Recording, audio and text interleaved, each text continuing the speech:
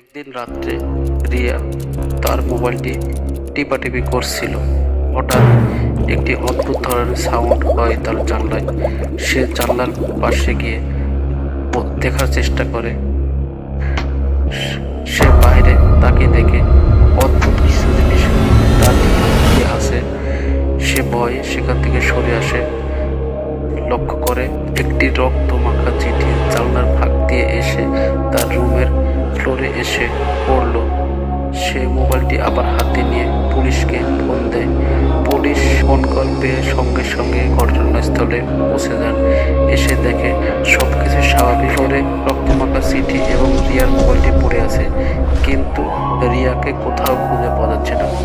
এরপরে গ্রামের সবাই রিয়াকে অনেক জায়গায় খোঁজাখুঁজি করে রিয়াকে আর খুঁজে পায় না।